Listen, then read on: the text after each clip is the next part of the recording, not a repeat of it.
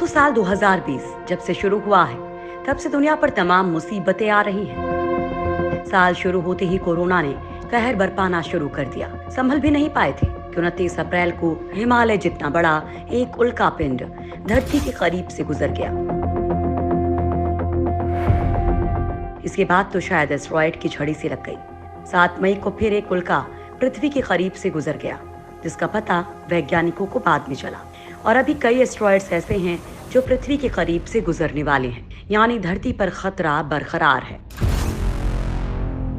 दोस्तों, आज भी हम आप लोगों को एक ऐसे ही एस्टेरॉयड के बारे में बताएंगे जो धरती के लिए खतरा बना हुआ है। लेकिन अमेरिका की अंतरिक्ष एजेंसी नासा अब इस एस्टेरॉयड पर अपना यान उतारकर इसकी जांच करने की तैयारी कर रही है। नासा ये पता करने की कोशिश कर रही है कि आखिर किस चीज का बना है और अगर ये धरती से टकराया तो कितना नुकसान करेगा। इसके लिए नासा का यान इसी साल अक्टूबर तक इस पर उतरेगा और इसकी मिट्टी को धरती पर लेकर आएगा ताकि इसकी जांच की जाएगी। तो चलिए दोस्तों, आपको नासा के एस्टेरॉयड वाले खतरनाक मिशन से रूबरू करवाते हैं। एस्टेरॉयड बेनू पर उतरेगा नासा का स्पेसक्राफ्ट। बेनू की कक्षा में पहुंच चुका है नासा का स्पेसक्राफ्ट। अब बेनू पर उतरने की तैयारी में है स्पेसक्राफ्ट। अमेरिकी स्पेस एजेंसी नासा का स्पेसक्राफ्ट ओसिरिस रेक्स लंबे समय तक एस्टेरॉयड बेनू की परिक्रमा करने के बाद इसकी सतह पर उतरने को तैयार है।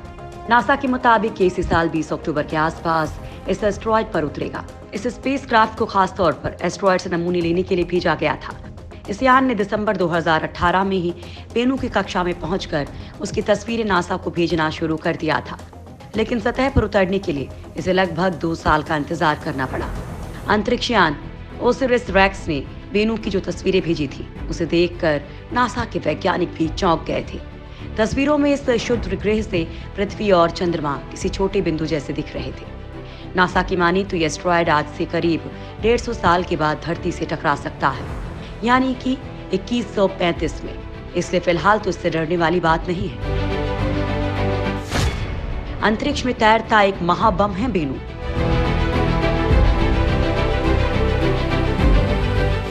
परमाणु बम से 80,000 गुना ज्यादा ताकत। नासा की माने तो अगर ये शुद्ध ग्रह धरती से टकराता है तो ये हिरोशिमा पर गिराए गए परमाणु बम की तुलना में 80,000 गुना भयावह तबाही मच सकती है। बेनू करीब 500 फुट लंबा और 8.7 करोड़ टन वजनी है। ये विशालकाय चट्टान एम्पायर स्टेट बिल्डिंग से लंबी है। टाइटैनिक जहाज की तुलना में 1664 गुना भारी है। वैज्ञानिकों का कहना है कि पृथ्वी के साथ टकराव संभावित रूप से लाखों लोगों के जीवन पर बुरा असर डाल सकता है। हालांकि एजेंसी का कहना है कि इसके धरती से टकराने की आशंका 2700 में से महज एक बार है। 20 अक्टूबर को बेनू पर उतरेगा स्पेसक्राफ्ट। महज 5 सेकंड के लिए सतह को छुएगा स्पेसक्राफ्ट। नासा का अंतरिक्ष यान ओसिरिस रेक्स फिलहाल इस क्षुद्र ग्रह की जांच कर रहा है। उसके चारों ओर चक्कर लगाते हुए वो धरती पर उसकी तस्वीरें भेज रहा है। इस साल ये यान इस क्षुद्र ग्रह की सतह पर उतरेगा और वहां से चट्टान के नमूने लेकर धरती पर वापस आएगा।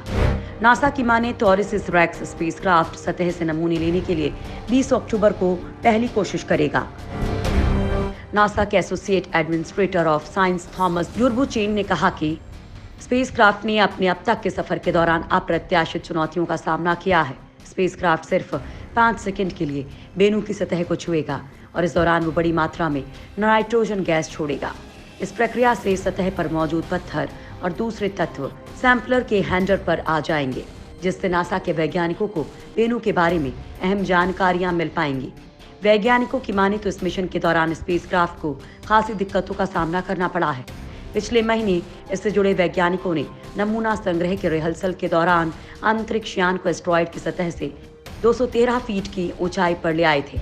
अगर सब कुछ ठीक रहा तो स्पेसक्राफ्ट के जरिए वैज्ञानिक बेनू के एक टुकड़े को अध्ययन के लिए धरती पर लाएंगे और बेनू की सतह की मिट्टी लेकर ये स्पेसक्राफ्ट 2023 तक धरती पर वापस आ जाएगा। इस मिशन में अमेरिका के वैज्ञानिकों के साथ कनाडा के वैज्ञानिकों ने भी काम किया है। वैज्ञानिकों को उम्मीद है कि शुद्ध ग्रह मानव अस्तित्व की उत्पत्ति के पीछे कुछ रहस्यों को उजागर करने में मदद कर सकता है।